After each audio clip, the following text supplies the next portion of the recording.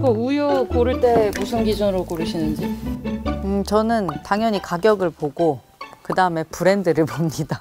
나는 맛.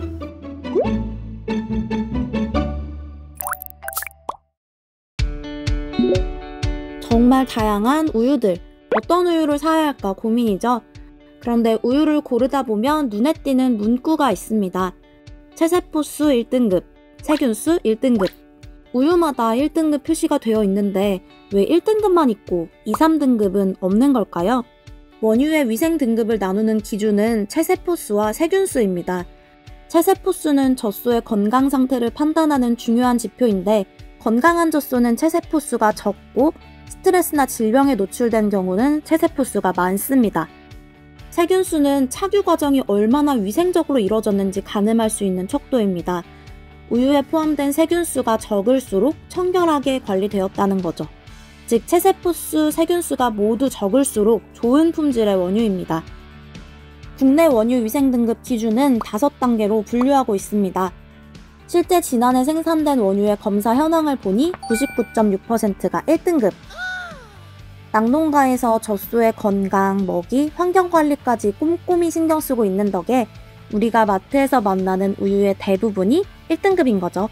해외 낙농가의 위생 등급 기준과 비교해도 국산 원유가 철저하게 관리되고 있어 세계 1등급의 품질을 자랑합니다. 까다롭고 엄격한 기준을 통과한 원유는 단계별 공정 과정을 거쳐 우리가 마시는 우유로 만들어지고 일반 살균 우유와 멸균 우유로 나뉩니다.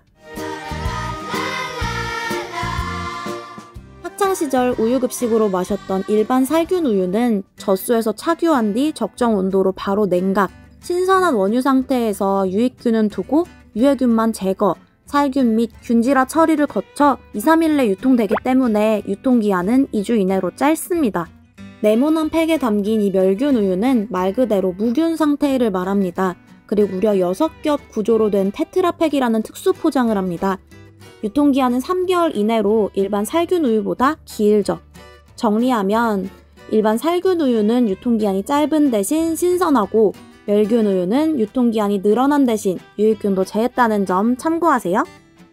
수입 멸균 우유는 유통기한이 1년이나 되네? 쟁여놓고 먹어볼까? 하는 생각에 마트나 온라인을 통해 수입 멸균 우유 구매하시는 분들도 계시죠?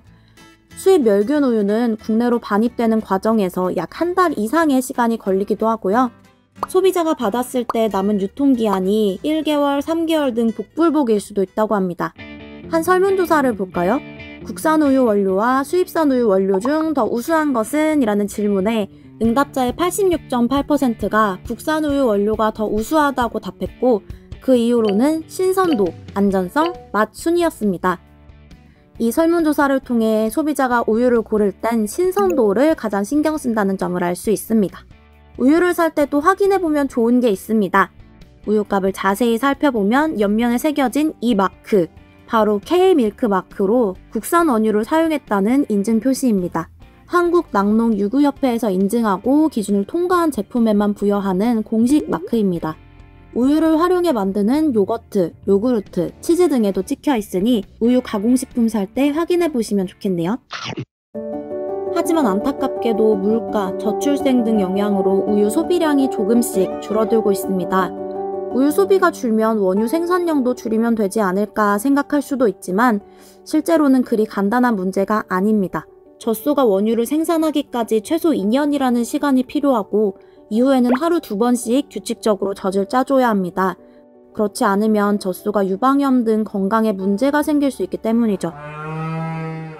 낙농가 입장에서는 생산량을 줄이면 전체 시스템이 흔들리고 반대로 생산을 유지하면 재고와 비용 부담이 커지면서 큰 고민에 빠질 수밖에 없습니다. 또 다른 고민은 바로 사료값입니다. 국제곡물가 인상으로 올 들어 사료값은 2배 가까이 뛰었습니다. 국내 젖소가 먹는 사료의 대부분은 수입에 의존하고 있어 국제 곡물 가격이 오를 경우 사료값도 덩달아 오르게 됩니다. 이 역시 낙농가에게는 큰 부담이죠. 낙농가는 이런 어려움 속에서도 우유의 신선함과 품질을 유지하려 노력하고 있고 유통업계와 협력하여 소비자들의 건강과 취향에 맞는 저지방, 무지방, 락토프리 등 맞춤형 우유를 개발, 우유의 소비 확대를 위해 끊임없이 연구하고 있습니다. 덕분에 소비자들은 우유를 고를 때 선택의 폭이 넓어졌습니다. 치즈, 카이막, 그릭 요거트, 생크림 도넛, 앙버터?